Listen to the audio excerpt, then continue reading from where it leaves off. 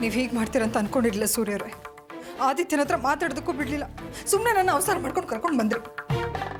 ಅವನು ನಿಮ್ಮನ್ನ ತನ್ನ ಜೊತೆ ಕರ್ಕೊಂಡು ಹೋಗ್ತೀನಿ ಅಂತ ಹಠ ಮಾಡ್ತಾ ಇದ್ದು ನೀವು ನೋಡ್ಲಿಲ್ವಾ? ಹಾಗೆ ಹೇಳಿದ ಮಾತ್ರಕ್ಕೆ ಅವನ ಜೊತೆ ನಾನು ಹೋಗ್ಬಿಡ್ತಾ ಇದ್ದ. ನೀವು ಹೋಗ್ತಿದ್ರು ಬಲವಂತ ಮಾಡಿ ನಿಮ್ಮನ್ನ ಕರ್ಕೊಂಡು ಹೋಗ್ತಿದ್ದ. ಇತ್ತೀಚೆಗೆ ಬರೀ ದುಂಡಾವರ್ತಿನೇ ಆಗೋಯ್ತು ಅವನು. ಅಂಕಲ್, ಇನ್ಸ್ಪೆಕ್ಟರ್ ಮನೆಗೆ ಬಂದಿದ್ರು. ಯಾಕೆ? ಅದು ಮದುವೆ ವಿಷಯಕ್ಕೆ. ಮದುವೆ ವಿಷಯಕ್ಕ? ಯಾಕೆ? ನೀವು ಆರ್ಯ ಮದುವೆ ಆಗೋದು ಆರ್ತಿ ಅವ್ರಿಗೆ ಇಷ್ಟ ಇರಲಿಲ್ವಾ? ಹಾಗೇನೂ ಇಲ್ಲ ಸರ್. ಅವರೇ ಇಷ್ಟಪಟ್ಟು ನಮ್ಮಿಬ್ರು ಮದುವೆ ಮಾಡಬೇಕು ಅಂತ ಇದ್ರು. ಆದರೆ ಅವ್ರು ಇನ್ನೊಬ್ಬ ಮಗನ ಮದುವೆನ ನಮ್ಮ ಮದುವೆಗಿಂತ ಮುಂಚೆ ಮಾಡಬೇಕು ಅಂತ ನಿರುಷ ಅವರು ಆದಿತ್ಯ ಅವರು ಕಂಡೀಷನ್ ಹಾಕಿದ್ರು. ಆ ವಿಷಯದಲ್ಲಿ ಸ್ವಲ್ಪ ನಮ್ಮೆಲ್ಲರ ಮಧ್ಯೆ ಮನಸ್ತಾಪ ಇತ್ತು. ಹಾಗಾದ್ರೆ ಆರ್ತಿ ಅವರ ಆತ್ಮಹತ್ಯೆಗೆ ಕಾರಣ ಕೌಟುಂಬಿಕ ಕಲಹ ಅಂತ ಗೊತ್ತಾಯ್ತು. ನೀನು ಯಾಕಮ್ಮ ಮನೆ ವಿಷಯ ಅವ್ರ ಹತ್ರ ಹೇಳೋದಕ್ಕೋದೆ? ಇನ್ಸ್ಪೆಕ್ಟರ್ ಹತ್ರ ಮಾತಾಡೋಕ್ಕಿಂತ ಮುಂಚೆ ನನ್ನಾಗಲಿ ಆರ್ಯನಾಗಲಿ ಒಂದು ಮಾತು ಕೇಳಬೇಕು ಅಂತ ಗೊತ್ತಾಗಲ್ಲ ನನಗೆ. ಅಂಕಲ್, ನಾನು ಫೋನ್ ಮಾಡಬೇಕು ಅಂತಾನೆ ಇದ್ದೆ. ಆದ್ರೆ ಯಾಕೆ ಮಾಡಲಿಲ್ಲ? ಅಂಕಲ್, ನಾನು ಅದನ್ನೇ ಹೇಳ್ದೆ ಅಂಕಲ್, ಹೇಳಿಲ್ವೇನೆ? ಆದ್ರೆ ಇವಳು ನನ್ನ ಮಾತಿನ ಮನಸ್ಸಿಗೆ ಹಾಕೊಂಡಿಲ್ಲ. ಇನ್ಸ್ಪೆಕ್ಟರ್ ಏನೇ ಕೇಳಿದ್ರು ಆನ್ಸರ್ ಮಾಡಬೇಡ, ಅದಕ್ಕೆ ಸೂರ್ಯ ಅಂಕಲ್ಲು ಆರ್ಯ ಇದ್ದಾರೆ ಅಂತ ಎಷ್ಟು ಹೇಳಿದ್ರು ಕೇಳಿದೆ. ಸತ್ಯ ಹೇಳ್ತೀನಿ ಅಂತ ಎಲ್ಲ ಓದ್ರು ಬಿಟ್ಲು. ಅಂಕಲ್, ನಾನು ಹಾಗೆ ಹೇಳಿಲ್ಲ. ಏನೇ ಸ್ವಾತಿ ನೀನು? ನನಗೆ ಅವಾಗಲೂ ಹೇಳ್ದೆ ತಾನೆ, ಇನ್ಸ್ಪೆಕ್ಟರ್ ಹತ್ರ ಹೆಣ್ಮಕ್ಳು ಮಾತಾಡೋದು ಒಳ್ಳೇದಲ್ಲ, ಅವ್ರಿಗೆಲ್ಲ ನಾವು ಹೆದರಬಾರ್ದು, ನಾಳೆ ಈ ಮನೆಗೆ ನಾವು ಸೊಸೆಯಾಗಿ ಬರೋರು, ಇಂಥದನ್ನೆಲ್ಲ ಚೆನ್ನಾಗಿ ನಿಭಾಯಿಸ್ಬೇಕು ಅಂತ ಹೇಳಿದ್ನೋ ಇಲ್ವೋ? ಆದರೂ ನಾನು ಮಾತು ಕೇಳಿದೆ. ಆರ್ತಿ ಆಂಟಿ ಆತ್ಮಹತ್ಯೆಗೆ ಪ್ರಯತ್ನ ಪಟ್ರು ಅಂತ ಇನ್ಸ್ಪೆಕ್ಟರ್ ಹತ್ರ ಸತ್ಯನೇ ಹೇಳ್ಬಿಡದ ಇವಳು? ನಿರೋಷಂಗಿರೋ ಕನಿಷ್ಠ ಪ್ರಜ್ಞೆನೂ ನಿನ್ಗಿಲ್ವಾ? ಅವಳಷ್ಟು ಬೇಡ ಅಂದ್ರು ಯಾಕೆ ಇನ್ಸ್ಪೆಕ್ಟರ್ ಹತ್ರ ಹೇಳೋದಕ್ಕೋದೆ? ಇಲ್ಲ ಅಂಕಲ್, ನಾನು ಬೇಕು ಅಂತ ಏನೂ ಹೇಳಲಿಲ್ಲ. ನೀನು ಬೇಕು ಅಂತ ಹೇಳಿದ್ಯೋ ಬೇಡ ಅಂತ ಹೇಳಿದ್ಯೋ ಅನ್ನೋದು ಮುಖ್ಯ ಅಲ್ಲ ಸ್ವಾತಿ. ಮುಂದೆ ಅದರಿಂದ ಏನೆಲ್ಲ ಕಷ್ಟಗಳು ಬರ್ಬೋದು ಅನ್ನೋದು ಮುಖ್ಯ. ಈಗ ನೋಡು, ನಿನ್ನಿಂದ ನಾವೆಲ್ಲ ಎಷ್ಟು ತೊಂದರೆಗೆ ಸಿಕ್ಕಾಕೊಂಡಿದ್ದೀವಿ ಅಂತ. ಇಲ್ಲ ಆಂಟಿ, ನಾನು ಹಾಗೆ ಹೇಳಲಿಲ್ಲ. ಯಾಕೆ ಸ್ವಾತಿ ಸುಳ್ಳು ಹೇಳ್ತಿದ್ಯಾ? ನನ್ನ ಮುಂದೆನೆ ಆರ್ತಿ ಆಂಟಿ ಆತ್ಮಹತ್ಯೆಗೆ ಪ್ರಯತ್ನ ಪಟ್ಟಿದ್ದು ಸತ್ಯ ಅಂತ ಹೇಳ್ದೆ, ಈಗ ನೋಡಿದ್ರೆ ಇಲ್ಲ ಅಂತಿದ್ಯಾ?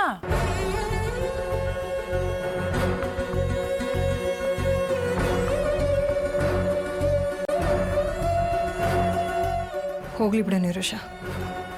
ಇನ್ಸ್ಪೆಕ್ಟರ್ ಹೆದರಿ ಬಾಯಿ ಬಿಟ್ಟಿದ್ದಾಳಷ್ಟೇ. ಈಗ ಯಾಕೆ ಅದನ್ನ ದೊಡ್ಡ ಮಾಡ್ತೀಯಾ? ದೊಡ್ಡದು ಮಾಡ್ತಿಲ್ಲ ಆಂಟಿ, ಇಂಥ ವಿಷಯಗಳು ಮುಂದೆ ಆಗದೆ ಇರಲಿ ಅಂತ ಹೇಳ್ತಿದ್ದೀನಿ ಅಷ್ಟೇ. ಸ್ವಾತಿ, ಇಂಥದನ್ನೆಲ್ಲ ನೀನು ಬೇಗ ಬೇಗ ಕಲ್ತ್ಕೋಬೇಕು ಕಣೆ. ಆಂಟಿ, ಇನ್ಸ್ಪೆಕ್ಟ್ರು ನೀವು ಯಾಕೆ ಆತ್ಮಹತ್ಯೆಗೆ ಪ್ರಯತ್ನ ಪಟ್ರಿ ಅನ್ನೋದನ್ನ ಹೇಳಲೇಬೇಕು ಅಂತ ಫೋರ್ಸ್ ಮಾಡಿದ್ರು. ನಾನು ಎಷ್ಟೇ ಹೇಳಿದ್ರು ಕೇಳಲಿಲ್ಲ. ನಾನು ಹೇಳಲಿಲ್ಲ ಅಂದರೆ ಮನೆಯವ್ರನ್ನೆಲ್ಲ ಅರೆಸ್ಟ್ ಮಾಡ್ತೀನಿ ಅಂತ ಹೇಳಿದ್ರು. ಅದಕ್ಕೆ ಮದುವೆ ವಿಷಯಕ್ಕೆ ನೀವು ಉಪವಾಸ ಕೂತಿದ್ರಿ ಅಂತ ಮಾತ್ರ ಹೇಳಿದೆ. ಅದನ್ನು ಬಿಟ್ಟು ನಾನು ಬೇರೆ ಏನೂ ಹೇಳಲಿಲ್ಲ ಆಂಟಿ. ಕೇಳಿಸ್ಕೊಂಡೆ ನಿರುಷ? ನೀವು ಕೇಳಿಸ್ಕೊಂಡ್ರ? ಆ ಇನ್ಸ್ಪೆಕ್ಟರ್ ಕೇಳಿದ್ದಕ್ಕೆ ಹೆದರಿದ್ದಾಳೆ, ಅದಕ್ಕೆ ಬಾಯಿ ಬಿಟ್ಟಿದ್ದಾಳೆ. ಅಳ್ಬೇಡ, ಕಣ್ಣೀರು ಒರೆಸ್ಕೊ.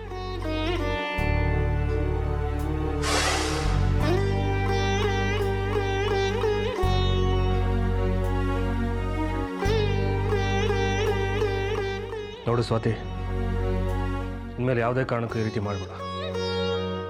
ಏನೇ ವಿಷಯ ಇದ್ರೂ ನಮಗೆ ತಿಳಿಸು, ಏನು ಮಾಡಬೇಕು ಅಂತ ನಾವು ಹೇಳ್ತೀವಿ.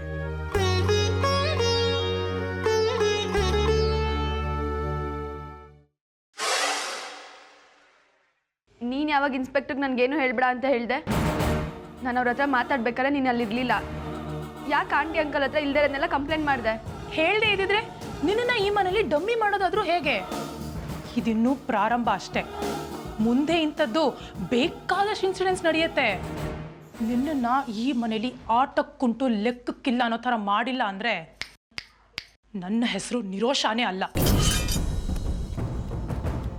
3 ಮೊಳ ಇಲ್ಲ ಮಿಡುತ್ತಾಳೆ.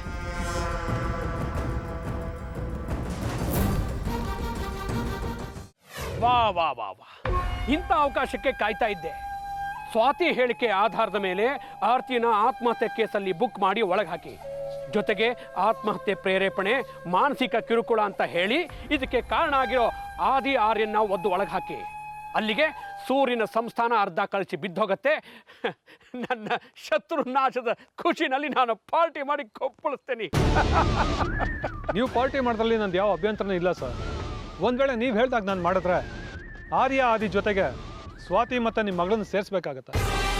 ನಿರೋಷ ಹಾಕಿದ ಕಂಡೀಷನಿಂದಲೇ ಈಗೆಲ್ಲ ಆಗಿತ್ತು ಅಂತ ಸ್ವಾತಿ ಕೋರ್ಟ್ನಲ್ಲಿ ಹೇಳಿಕೆ ಕೊಟ್ಟರೆ ಅವ್ರು ಯಾರಿಗೂ ಶಿಕ್ಷೆ ಆಗೋದಿಲ್ಲ. ಶಿಕ್ಷೆ ಆಗೋದು ನಿಮ್ಮ ಮಗಳು ನಿರೋಷಾಗೆ. ಇನ್ಸ್ಪೆಕ್ಟರ್, ನೀವು ಹೇಳ್ದ ಹಾಗೆ ಆಗೋದಕ್ಕೆ ಸಾಧ್ಯನೇ ಇಲ್ಲ. ಹಾಗೊಂದು ವೇಳೆ ಏನಾದರೂ ಆರ್ತಿ ತನ್ನ ಹೇಳಿಕೆನಲ್ಲಿ ಸಾಕ್ಷಿ ಹಾಗೂ ನಿರೋಷನ ಟಾರ್ಚರ್ ತಡಿಲಾರದೆ ನಾನು ಹೀಗೆ ಆತ್ಮಹತ್ಯೆ ಪ್ರಯತ್ನ ಪಟ್ಟೆ ಅಂತ ಹೇಳಿಕೆ ಕೊಟ್ಟರೆ, ನಿರೋಷ ಆದಿತ್ಯ ಹೇಳ್ದ ಆ ಕಾರಣಕ್ಕೆ ನಾನು ಹೀಗೆ ಮಾಡಿದೆ ಅಂತ ಬಾಣನ ಆದಿತ್ಯನ ಕಡೆಗೆ ತಿರುಗಿಸ್ಬೋದು. ಆದಿತ್ಯನ ಕಡೆಗೆ ಬಾಣ ತಿರುಗಿದ್ರೆ ಅದು ನೇರವಾಗಿ ಹೋಗಿ ಚುಚ್ಚೋದು ಆರ್ತಿಗೆ. ನಮ್ಮ ನಿರೋಷನ್ನ ನಾವು ಆರಾಮಾಗಿ ಬಚಾವ್ ಮಾಡ್ಕೋಬೋದು.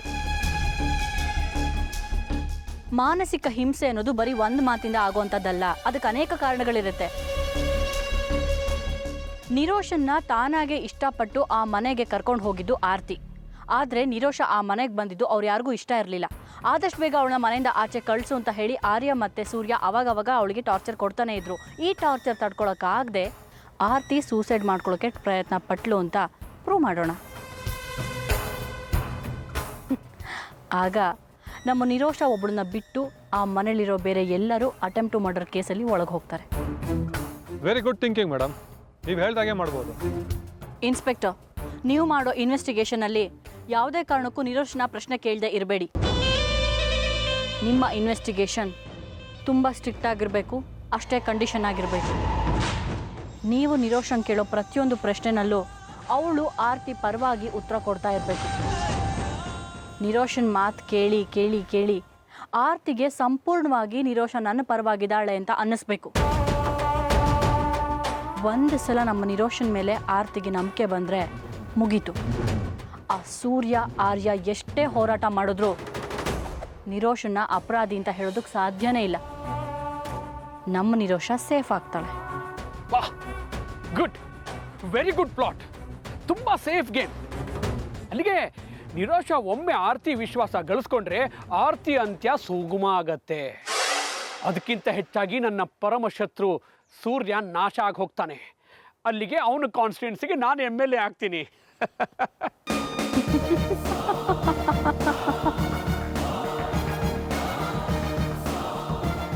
ಏನು ಅರ್ಪಿತಾ, ನಾನು MLA ಆಗ್ತೀನಿ ಅಂದ ತಕ್ಷಣ ಕುಹುಕವಾಗಿ ನಗ್ತಾ ಇದೆಯಾ? ಯಾಕೆ, ನಾನು MLA ಆಗೋದಕ್ಕೆ ಯೋಗ್ಯನಲ್ವಾ? ಯೋಗ ಯೋಗ್ಯತೆ ಅನ್ನೋದು ಮಾತಲ್ಲಿರಲ್ಲ, ಮಾಡೋ ಕೆಲಸದಲ್ಲಿರುತ್ತೆ. ಸೂರ್ಯನ ಸರ್ವನಾಶ ಆಗುತ್ತೆ ಅಂದ ಮಾತ್ರಕ್ಕೆ ಆಗ್ಬಿಡಲ್ಲ. ಪಾಂಡವರಿಗೆ ಶ್ರೀಕೃಷ್ಣನ್ ರಕ್ಷೆ ಇದ್ದ ಹಾಗೆ ಆ ಸೂರ್ಯನ ಫ್ಯಾಮಿಲಿನ ಕಾಪಾಡೋದಕ್ಕೆ ನಿಮ್ಮ ಮಗ ರಂಜಿತ್ ಇದ್ದಾನೆ, ಮರಿಬೇಡಿ. ನಿಮ್ಮ ನಿರೀಕ್ಷೆನ ಹುಸಿ ಮಾಡ್ತಾನೆ. ಯಾಕೆ ಯಾವಾಗಲೂ ರಂಜಿತ್ ರಂಜಿತ್ ಅಂತ ಹೇಳಿ ನನ್ನನ್ನು ಅಸಹಾಯಕನಾಗಿ ಮಾಡ್ತೀಯಾ? ನಿನ್ಗೆ ಎಷ್ಟು ಸರ್ತಿ ಹೇಳಿದ್ದೀನಿ ಸಂತೋಷದ ಟೈಮಲ್ಲಿ ಅವ್ನು ನೆನೆಸ್ಬೇಡ ಅಂತ. ಸುಮ್ಮನೆ ಅವನ ಹೆಸರು ಎತ್ತಿ ಎತ್ತಿ ನನ್ನನ್ನು ಕಾಡ್ತೀಯಾ? ನಿಮ್ಮನ್ನ ಕಾಡ್ತಿರೋದು ನಾನಲ್ಲ, ನಿಮ್ಮ ಮಗ ರಂಜಿತ್. ಅವನೊಬ್ಬ ನಮ್ಮ ಪರವಾಗಿದ್ದಿದ್ರೆ ಇಷ್ಟೊತ್ತಿಗೆ ನಾವು ಅನ್ಕೊಂಡಿದ್ದ ಕೆಲಸ ಎಲ್ಲ ಸಾಧಿಸ್ಬೋದಾಗಿತ್ತು. ಸರಿ ಸರ್, ನಾನು ಮುಂದೇನು ಮಾಡಬೇಕು ಅಂತ ಹೇಳಿದ್ರೆ ನಾನಿನ್ನು ಹೊರಡ್ತೇನೆ. ಸರಿ, ನಿಮ್ಮ ಕೆಲಸನ ನೀವು ಮುಂದುವರಿಸಿ. ಆ ಸ್ವಾತಿ ಕೊಟ್ಟು ಹೇಳಿಕೆ ಮೇಲೆ ಆರ್ತಿ ಆತ್ಮಹತ್ಯೆಗೆ ಪ್ರಯತ್ನ ಪಟ್ಲು ಅಂತ ಹೇಳಿ ಕೇಸ್ ಬುಕ್ ಮಾಡಿ ಅವಳನ್ನ ಅರೆಸ್ಟ್ ಮಾಡಿ. ಮುಂದೆ ಏನು ಮಾಡಬೇಕು ಅನ್ನೋದನ್ನು ನಾವು ಹೇಳ್ತೀವಿ. ಸರಿ ಮೇಡಮ್, ನೀವು ಹೇಳ್ದಾಗ ಮಾಡ್ತೇನೆ. ನಾನಿನ್ನು ಬರ್ತೇನೆ. ಹೋಗಿ ಬನ್ನಿ. ಆರ್ತಿನ ಅರೆಸ್ಟ್ ಮಾಡಿದ ತಕ್ಷಣ ನನಗೆ ಇನ್ಫಾರ್ಮ್ ಮಾಡಿ. Okay sir.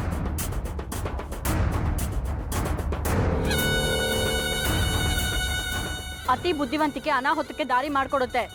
ಬದುಕಲ್ಲಿ ಕನಸಿರಬೇಕು ನಿಜ, ಆದರೆ ಆ ಕನಸಲ್ಲೇ ಮೈ ಮರೆತ್ರೆ ಮಣ್ಣಲ್ಲಿ ಮಣ್ಣಾಗಿ ಹೋಗ್ಬೇಕಾಗತ್ತೆ.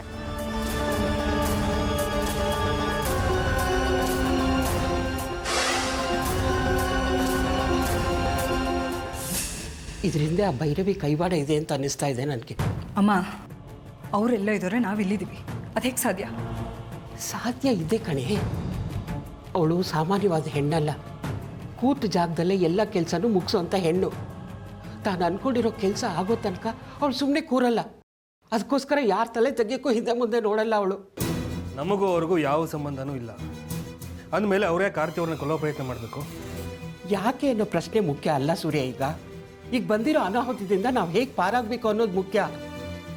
ಈಗ ಆರ್ತಿ ಜೀವ ಹೇಗೆ ಅಪಾಯದಲ್ಲಿದೆಯೋ ಹಾಗೆ ನಿಮ್ಮ ಜೀವಕ್ಕೂ ಅಪಾಯ ಇದೆ. ಅವಳಿಗೆ ನಿಮ್ಮಿಬ್ಬರ ಮೇಲೂ ಸೇಡಿದೆ. ಅದಕ್ಕೆ ಆರ್ತಿ ದೇಹದಲ್ಲಿ ವಿಷ ಸೇರೋ ಹಾಗೆ ಮಾಡಿದಾಳು ಅವಳು. ಅಮ್ಮ, ಇದರಲ್ಲಿ ಭೈರವ್ರ ಕೈವಾಡ ಇದೆ ಅಂತ ನನಗೆ ನಂಬೋಕ್ಕಾಗ್ತಾ ಇಲ್ಲ. ಅವರಿಗೆ ನನ್ನ ಮೇಲೆ ಕೋಪ ಇರ್ಬೋದು, ಸೇಡಿರ್ಬೋದು. ಎಲ್ಲೋ ಇರೋರವರು ನನ್ನನ್ನು ಯಾಕಮ್ಮ ಕೊಲೆ ಮಾಡಿದೆ ಟ್ರೈ ಮಾಡ್ತಾರೆ? ಸುಮ್ಮನೆ ನೀವು ಅವ್ರ ಮೇಲೆ ಅನುಮಾನ ಪಡ್ತಾ ಇದ್ದೀರಾ ಅಷ್ಟೇ. ಸರಿ, ಇದರಲ್ಲಿ ಭೈರವಿ ಕೈವಾಡ ಇಲ್ಲ ಅಂತಲೇ ಅಂದ್ಕೊಳ್ಳೋಣ. ಹಾಗಾದರೆ ನಿನ್ನ ದೇಹದಲ್ಲಿ ವಿಷ ಹೇಗೆ ಬರೋಕ್ಕೆ ಸಾಧ್ಯ ಆಯಿತು? ಆತ್ಮಹತ್ಯೆಗೇನಾದರೂ ಪ್ರಯತ್ನ ಪಟ್ಟ್ಯಾ? ನಾನು ಯಾಕಮ್ಮ ಆತ್ಮಹತ್ಯೆ ಮಾಡ್ಕೊಳ್ಳಿ? ಕನಸು ಮನಸ್ಸಲ್ಲಿ ನಾನು ಅಂತ ಯೋಚನೆ ಮಾಡಲ್ಲ. ನೀವಂತ ಯೋಚನೆ ಮಾಡಿಲ್ಲ ಅಂದಮೇಲೆ ಬೇರೆ ಯಾರೋ ನಿಮ್ಮನ್ನ ಕೊಲೆ ಮಾಡೋ ಪ್ರಯತ್ನ ಮಾಡಿರ್ಬೋದು. ಶೋಭಮ್ಮ ಹೇಳಿದಾಗೆ ಭೈರವಿನ ಯಾಕಾಗಿರ್ಬಾರ್ದು? ನನಗೆ ನಂಬಿಕೆ ಬರ್ತಾ ಇಲ್ಲ. ಇದು ನಂಬಿಕೆ ಪ್ರಶ್ನೆ ಅಲ್ಲ, ನಿಮ್ಮ ಜೀವದ ಪ್ರಶ್ನೆ. ಇನ್ನೊಂದ್ಸಲ ಏನಾದರೂ ಇನ್ಸ್ಪೆಕ್ಟರ್ ವಿಚಾರಣೆ ಅಂತ ಬಂದರೆ ನನಗೆ ಭೈರವಿ ಅನ್ನೋರ ಮೇಲೆ ಅನುಮಾನ ಇದೆ ಅಂತ ಹೇಳಿಕೆ ಕೊಡಿ. ಅಲ್ಲ ಸೂರ್ಯವ್ರೆ, ಅನುಮಾನ ಇದೆ ಅಂತ ಹೇಳಿದ್ರೆ ಹೇಗೆ? ಸಾಕ್ಷಿ ಕೇಳಿದ್ರೆ ನಾನೇನು ಹೇಳಿ? ಅದೆಲ್ಲ ಮುಂದಿನ ಮಾತು. ಸುಮ್ಮನೆ ನಾನು ಹೇಳ್ದಷ್ಟು ಮಾಡಿ.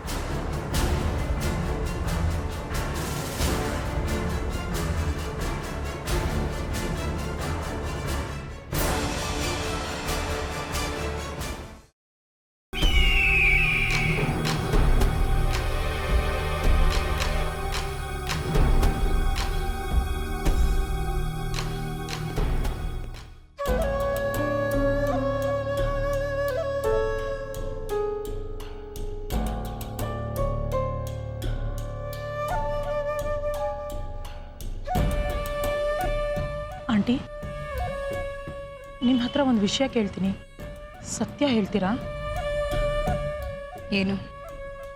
ನಿಜವಾಗ್ಲೂ ಈ ಮನೇಲಿ ನೀವು ಅಂದ್ಕೊಂಡಿರೋ ಥರ ಬೆಲೆ ಗೌರವ ನಿಮಗೆ ಸಿಗ್ತಿದ್ಯಾ ಆಂಟಿ?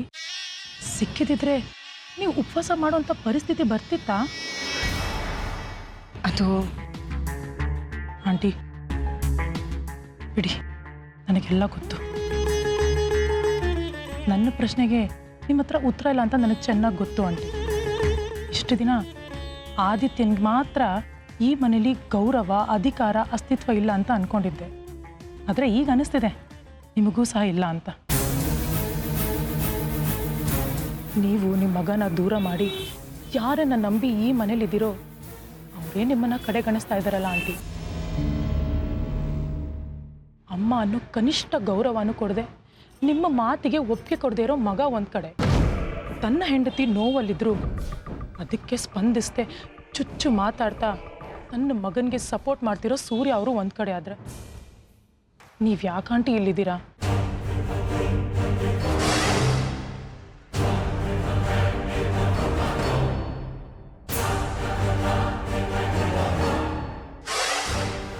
ಸದಾ ನಮ್ಮಮ್ಮ ಚೆನ್ನಾಗಿರ್ಬೇಕು, ಅವರನ್ನ ರಾಣಿ ಥರ ನೋಡ್ಕೋಬೇಕು ಅಂತ ಹಂಬಲಿಸೋ ಮಗನಿಂದ ನೀವು ದೂರ ಇದ್ರು ಯಾವಾಗಲೂ ಆದಿತ್ಯ ನಿಮ್ಮ ಬಗ್ಗೆನೇ ಯೋಚನೆ ಮಾಡ್ತಿರ್ತಾನೆ. ಅಂಥವನ ಪ್ರೀತಿ ನಿಮಗೆ ಯಾಕೆ ಆಂಟಿ ಅರ್ಥ ಆಗ್ತಿಲ್ಲ? ಪ್ರಾಣಕ್ಕಿಂತ ಹೆಚ್ಚಾಗಿ ಪ್ರೀತಿಸೋ ಮಗನಿಂದ ನೀವು ದೂರ ಇದ್ದೀರಾ. ಇಲ್ಲಿ ನಿಮಗೆ ಸ್ವಲ್ಪನೂ ಮರ್ಯಾದೆ ಸಿಗ್ತಿಲ್ಲ. ನಿಮಗೆ ಹೀಗಿದೆ ಅಂದಮೇಲೆ ನಾಳೆ ನಾನು ಆದಿತ್ಯ ಈ ಮನೆಗೆ ಮದುವೆ ಆಗಿ ಬಂದಮೇಲೆ ನಮ್ಮ ಪರಿಸ್ಥಿತಿ ಹೇಗಿರ್ಬೋದು ಆಂಟಿ? ಕೆಲ ಸೂಕ್ಷ್ಮಗಳು ನಿನಗೆ ಅರ್ಥ ಆಗಲ್ಲ ನಿರ್ವಶ, ಬಿಟ್ಬಿಡು. ನನಗೆಲ್ಲ ಚೆನ್ನಾಗಿ ಅರ್ಥ ಆಗುತ್ತೆ ಆಂಟಿ. ನಾನು ಅಪ್ಪ ಅಮ್ಮ ಇಲ್ಲದೆ ಒಂಟಿಯಾಗಿ ಬೆಳೆದಿರ್ಬೋದು, ಆದರೆ ಜೀವನ ಅನ್ನೋ ದಾರಿ ನನಗೆ ಎಲ್ಲ ರೀತಿ ಅನುಭವಗಳನ್ನ ಕೊಟ್ಟಿದೆ. ಒಂದು ಸತಿ ನನ್ನ ಮದುವೆ ನಿಂತೋಯ್ತು. ಅದಕ್ಕೆ ಕಾರಣ ಏನು ಅಂತ ನಿಮಗೆ ಚೆನ್ನಾಗಿ ಗೊತ್ತು ಆಂಟಿ. ಆದರೆ ಮತ್ತೆ ನೀವು ನನಗೆ ಮದುವೆ ಮಾಡೋ ಭರವಸೆ ಕೊಟ್ಟಿದ್ದೀರಾ. ಅದಕ್ಕೆ ಹೇಳ್ತಿದ್ದೀನಿ ಆಂಟಿ, ಈ ಮದುವೆ ಬರೀ ನಾಟಕದ ಮದುವೆ ಆಗದೆ ಅದಕ್ಕೊಂದು ಗೌರವ, ಬೆಲೆ, ರೂಪ ಕೊಡಬೇಕು ಆಂಟಿ. ಈ ಕೆಲಸನ ನೀವು ಮಾಡ್ಕೊಡ್ತೀರಾ ಅಂತ ಅನ್ಕೊಂಡಿದ್ದೀನಿ. ಏನು ಹೇಳ್ತಿದ್ಯಾ ನೀನು? ನಿನ್ನೆ ಮೊನ್ನೆ ಈ ಮನೆಗೆ ಬಂದು ಆಂಟಿ ಗಿಲ್ದಿರನ್ನೆಲ್ಲ ತಲೆಗೆ ತುಂಬಿ ನಮ್ಮ ಮೇಲೆ ಎತ್ಕಟ್ಟಾಗಿ ನೋಡ್ತಿದ್ಯಾ? ನೋಡು ನಿರುಷಾ, ನೀನು ಈ ಮನೆಗೆ ಸೊಸೆಯಾಗಿ ಬಂದಿರೋಳೆ ಹೊರತು ಅಧಿಕಾರ ಚಲಾಯಿಸೋದಕ್ಕಲ್ಲ. ಆಂಟಿ ಅಂಕಲ್ ಏನ್ ಹೇಳ್ತಾರೋ ಕೇಳ್ಕೊಂಡಿರೋ ಆಗಿದ್ದೆ ಇರು. ಇಲ್ಲ ಅಂದ್ರೆ ಏನೇ ಮಾಡ್ತೀಯಾ? ನಿನ್ನಿಂದ ನನ್ನನ್ನ ಏನು ಮಾಡೋದಕ್ಕಾಗಲ್ಲ. ಇಷ್ಟಕ್ಕೂ ನಾನೇನು ಕಲ್ಪಿಸ್ಕೊಂಡು ಹೇಳ್ತಿಲ್ವಲ್ಲ, ಇರೋ ಸತ್ಯನೇ ಹೇಳ್ತಾ ಇರೋದು. ಏನ್ ಸತ್ಯ? ಆಂಟಿಗೆ ಈ ಮನೇಲಿ ಗೌರವ ಸಿಕ್ತಿಲ್ಲ ಅಂತ ಯಾರು ಹೇಳಿದ್ ನಿನಗೆ? ಆಂಟಿನೇ ಈ ಮನೇಲಿ ಎಲ್ಲ, ಆಂಟಿ ಮಾತನ್ನೇ ಎಲ್ಲರೂ ಕೇಳೋದು. ಹಾಗಿದ್ಮೇಲೆ ನಮ್ಮ ಮದ್ವೆನೇ ಮೊದ್ಲಾಗ್ಬೇಕು ಅನ್ನೋದಕ್ಕೆ ಯಾಕೆ ಯಾರು ಒಪ್ಪಿಗೆ ಕೊಡ್ತಿಲ್ಲ? ಯಾಕೆ ಅಂದ್ರೆ ಸ್ವಾತಿ, ಮಾತನ್ನು ಮುಂದುವರ್ಸೋದು ಬೇಡ. ನಿರೋಷ ಹೇಳಿದ್ರೆ ನನಗೆ ಸತ್ಯ ಕಾಣಿಸ್ತಾ ಇದೆ. ಅವಳು ಯಾರ ಬಗ್ಗೆನೂ ಕೆತ್ಕಾಡ್ತಾ ಇಲ್ಲ, ಚಾಡಿನೂ ಹೇಳ್ತಾ ಇಲ್ಲ. ಹಾಗೊಂದು ವೇಳೆ ಹೇಳಿದ್ರೆ ಅದನ್ನು ನಂಬುವಷ್ಟು ದಡ್ಡತನ ನನ್ನಲ್ಲಿಲ್ಲ. ಪ್ಲೀಸ್ ಈ ಮಾತನ್ನು ಮುಂದುವರ್ಸೋದು ಬೇಡ. ಈ ವಿಷಯನ ಇಲ್ಲಿಗೆ ಬಿಟ್ಬಿಟ್ರೆ ಒಳ್ಳೇದು.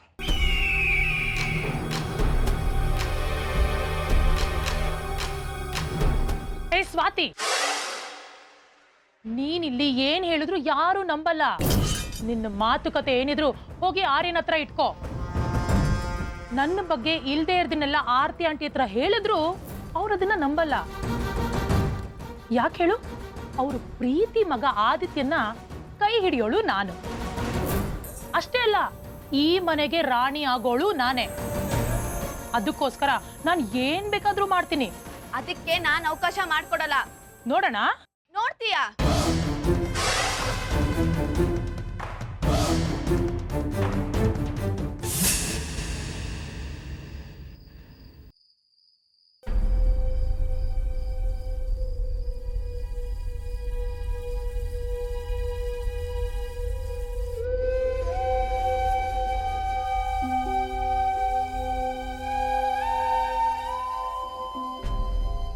ಆರ್ತಿ ಅವರೇ, ಯಾಕೆ ಕೂತ್ಕೊಂಡಿದ್ದೀರಾ?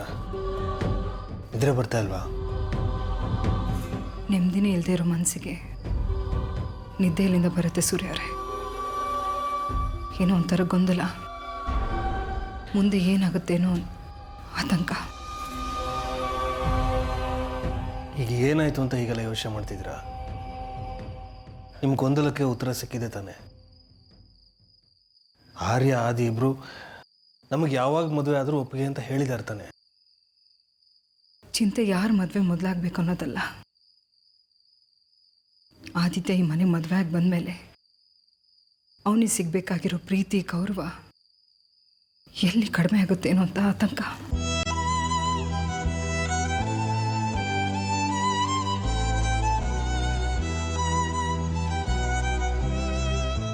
ನನಗೆ ಗೊತ್ತು ಸೂರ್ಯ ಅವರೇ, ಆದಿತ್ಯ ನಿಮ್ಮ ಮನಸ್ಸಿಗೆ ತುಂಬ ನೋವು ಮಾಡಿದ್ದಾನೆ. ಎಷ್ಟೆಲ್ಲ ಸಂಕಟನ ಕೊಟ್ಟಿದ್ದಾನೆ, ನಿಮಗೆ ಅವಮಾನ ಮಾಡಿದ್ದಾನೆ. ಆದರೆ ನೀವು ಅವನ ಮೇಲೆ ಕೋಪ ಮಾಡ್ಕೊಂಡ ಹಾಗೆ ನಾನು ಮಾಡ್ಕೊಳಕ್ಕಾಗಲ್ಲ ಅಲ್ವಾ? ಹಾಗಂತ ಅವ್ನು ಮಾಡಿದ್ದು ಸರಿ ಅಂತ ನಾನು ಹೇಳ್ತಾ ಇಲ್ಲ.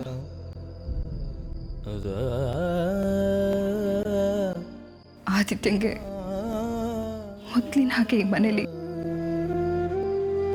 ಪ್ರೀತಿ ಗೌರವ ಸಿಗುತ್ತೋ ಇಲ್ವೋ ಅನ್ನೋ ಯೋಚನೆ ಆಗ್ತಿದೆ ಅಷ್ಟೆ.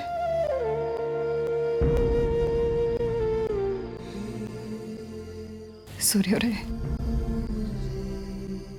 ಆದಿತ್ಯಂಗೆ ಈ ಮನೇಲಿ ಮೊದಲಿನ ಹಾಗೆ ಗೌರವ ಸಿಗುತ್ತಲ್ವಾ? ಸಿಗೋ ಹಾಗೆ ನೀವು ಮಾಡ್ತೀರ ತಾನೆ. ಅವ್ನು ನಿಮಗೆ ಮಾಡಿದ ಅವಮಾನ, ನಿಮ್ಮ ಜೊತೆ ನಡ್ಕೊಂಡಿದ್ದ ರೀತಿಗೆ ನಿಮ್ಮಿಂದ ಅವನಿಗೆ ಕ್ಷಮೆ ಸಿಗುತ್ತೆ ಅಲ್ವಾ?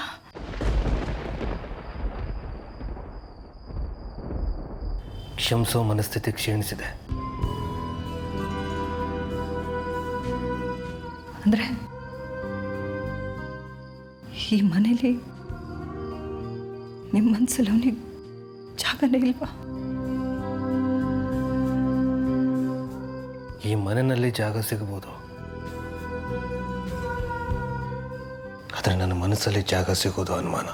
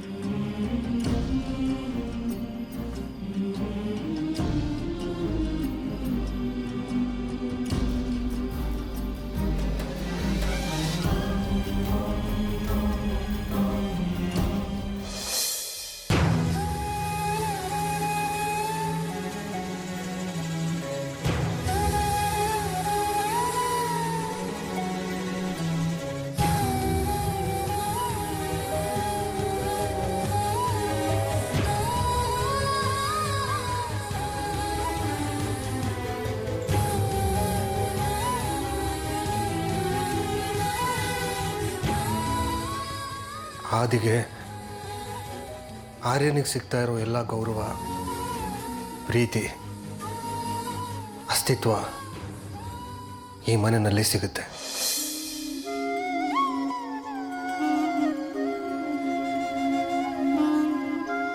ಅದು ಅವನ ಯೋಗ್ಯತೆಗೋಸ್ಕರ ಸಿಗ್ತಿರೋದಲ್ಲ, ನನಗೆ ನಿಮ್ಮೇಲಿರೋ ಪ್ರೀತಿಯಿಂದ ಸಿಗ್ತಿರೋ ಗೌರವ.